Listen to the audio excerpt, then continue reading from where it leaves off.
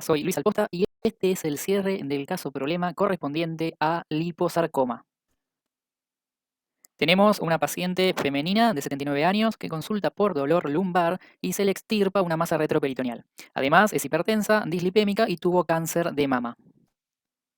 En cuanto a definiciones, cuando hablamos de tejidos blandos, nos referimos a todos aquellos tejidos mesenquimáticos extraóseos, no epiteliales del cuerpo, excluyendo además vísceras cubiertas del encéfalo y tejidos hematopoyéticos y linfoides. Es decir, que tejidos blandos son el tejido fibroso, el tejido fibrohistiocítico, el tejido adiposo, el tejido muscular esquelético, el tejido muscular liso, el tejido vascular y el tejido nervioso periférico. Todos de origen mesodérmico, excepto este último que es de origen neuroectodérmico. Y cuando hablamos de tumores de tejidos blandos, nos referimos a las proliferaciones mesenquimatosas que de cada uno de ellos y sus componentes se derivan, las cuales tendrán por lo general una contraparte benigna, lipoma para tejido adiposo, radiomioma para tejido muscular esquelético, leiomioma para tejido muscular liso, etc. Y una contraparte maligna, liposarcoma, rhabdomyosarcoma, leiomyosarcoma, etc., respectivamente. La proporción entre tumores de tejidos blandos benignos y malignos es de 100 a 1, como mínimo, a favor de los primeros. Respecto a la patogenia y características generales, son un grupo heterogéneo de tumores. Algunos pueden estar asociados a radioterapia, a quemaduras químicas o térmicas, a traumatismos o incluso a virus, como es el caso del sarcoma de Kaposi. Es así que la mayoría son tumores esporádicos. Solo una minoría se asocia a síndromes genéticos, siendo casos puntuales aquellos en los que mutaciones específicas pueden ser utilizadas como marcadores diagnósticos a nivel molecular. Pueden aparecer en cualquier parte del cuerpo, siendo el 40% en miembro inferior, el 20% en miembro superior, el 10% en cabeza y cuello y el 30% en tronco y retroperitoneo. Algunos sarcomas, además, tienen predilección por ciertos grupos etarios, siendo el cuarto tipo de cáncer en pacientes pediátricos, tras los tumores cerebrales, hematopoyéticos y el tumor de Wilms. Respecto al pronóstico, es importante la clasificación histológica por un lado, el grado histológico por otro, según la cantidad de mitosis, la celularidad, el pleomorfismo y el porcentaje de necrosis. Y por último, es también importante la estadiación, según el tamaño, la localización, la profundidad, el grado histológico y la presencia o ausencia de metástasis. En general, los tumores superficiales tienen mejor pronóstico que los profundos. En cuanto a las características macroscópicas y microscópicas de los liposarcomas, vamos a ir desarrollando cada una de ellas en las siguientes diapositivas. Los tumores del tejido adiposo se pueden clasificar según su conducta en benignos, el lipoma, y malignos, el liposarcoma. Ambos tienen diferenciación adiposa, ambos van a tener distintas variantes histológicas y ambos representan el tumor de tejidos blandos benigno y maligno más frecuente en el adulto. Macroscópicamente, el lipoma es una masa blanda, desplazable, indolora, que asienta en localizaciones próximas a extremidades y tronco, como se observa en las fotografías en región lumbar y en región dorsal superior. Una vez extirpado, podemos apreciar que se trata de una masa generalmente nodular, amarillenta, al corte con tractos finos y blanquecinos. Los lipomas superficiales son encapsulados, como se observa en el de la fotografía, y los profundos están pobremente circunscriptos. Microscópicamente, el lipoma está constituido por tejido adiposo maduro sin atipía citológica. Destacan principalmente las membranas celulares que separan cada uno de estos adipocitos maduros y los núcleos son observados ocasionalmente y desplazados hacia la periferia, como observamos en este sector de aquí y en este otro sector de la microfotografía.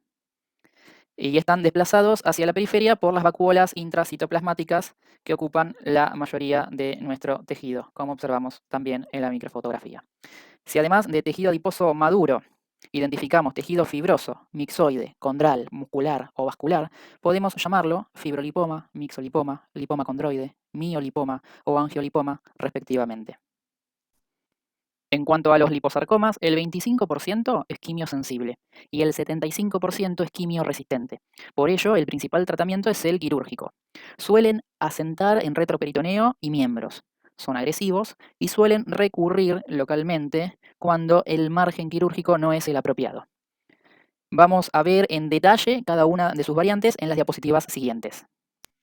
Macroscópicamente son masas blandas, poco desplazables cuando están adheridas a planos profundos u otros órganos, dolorosas, en sectores mal delimitadas o irregulares, con áreas de aspecto hemorrágico y otras áreas de aspecto necrótico o mixoide.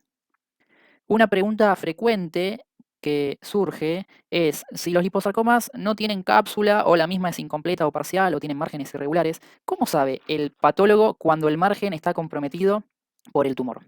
Observen en la última imagen que la superficie externa del tumor está pintada con tinta china, en este caso tinta china azul. Esa tinta se ve también en el microscopio y representa el margen quirúrgico. Cuando el tumor contacta con la tinta, contacta con el margen quirúrgico. La primera variante histológica la constituye el tumor lipomatoso atípico o liposarcoma bien diferenciado.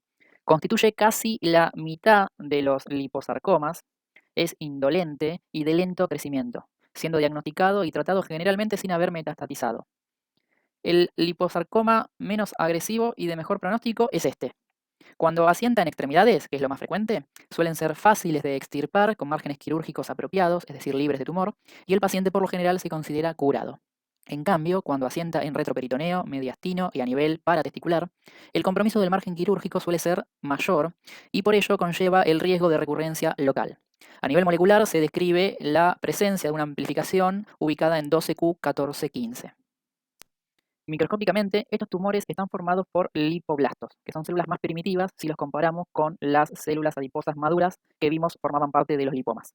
Observen que la membrana celular es ahora mucho más prominente. Algunos citoplasmas están multivaculados y otros presentan vacuolas de gran tamaño.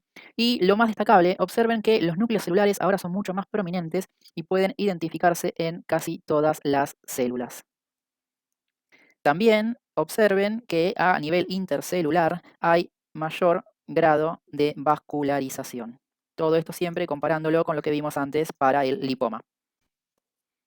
La segunda variante histológica la constituye el liposarcoma desdiferenciado, el cual se origina a partir de un liposarcoma bien diferenciado que deja de ser lipogénico, es decir, que deja de formar tejido adiposo, se desdiferencia en parte o por completo y es reemplazado por un tumor celular como se observa en la microfotografía. Estos tumores son más agresivos y metastatizan con mayor frecuencia. Observen en la microfotografía que ya no vemos vacuolas prominentes a nivel de las células y que se hace presente un mayor número de mitosis. Todo esto relacionado con la mayor agresividad y el mayor potencial metastatizante de este tipo de tumores. La tercera variante histológica la constituye el liposarcoma mixoide o de células redondas. Tiene una conducta agresiva intermedia entre las dos primeras variantes y la cuarta variante, y asienta a nivel profundo en las extremidades. Microscópicamente está compuesta por dos poblaciones celulares. Por un lado, células primitivas mesenquimáticas, que son redondas y no lipogénicas, como se puede apreciar con mejor detalle en la segunda microfotografía. Y por otro lado, lipoblastos no vacuolados similares a los que venimos viendo en las variantes anteriores. Ambas poblaciones, a su vez, van a estar inmersas en una matriz mixoide, como se observa con mejor detalle en la primera microfotografía. Cuando las células redondas primitivas representan, desde un punto de vista celular, más del 5% del tumor, se trata de una forma menos diferenciada y más agresiva del liposarcoma mixoide y por eso se lo llama liposarcoma de células redondas, que sería el correspondiente a la segunda microfotografía. Observen que hay mucho menos contenido mixoide y de lipoblastos y lo que predomina son las células redondas. La cuarta y última variante histológica la constituye el liposarcoma pleomórfico. Es la variante menos frecuente, pero la más agresiva y de peor pronóstico. Asienta en extremidades inferiores y metastatiza con mayor frecuencia. Microscópicamente está conformada por lipoblastos grandes, pleomórficos, multivaculados, como se puede apreciar en la microfotografía. Presten atención al detalle de que todos los lipoblastos que forman parte de esta tumoración son distintos en forma y tamaño unos de otros. Por eso se dice que son pleomórficos.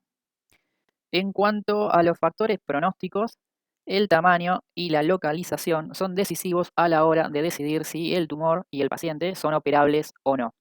Una vez operado, el estado de los márgenes, si están comprometidos o no por el tumor, nos indicará el riesgo de recidiva local, considerando un margen apropiado como aquel que dista entre 2 y 3 centímetros del tumor. La importancia del tipo de variante histológica y el grado de diferenciación histológica asociado a cada una lo hemos discutido en las diapositivas precedentes. Recuerden que siempre deben investigarse la presencia o ausencia de metástasis y que todos estos conceptos que hemos enunciado recién son tenidos en cuenta y englobados al estadificar al paciente. Muchas gracias.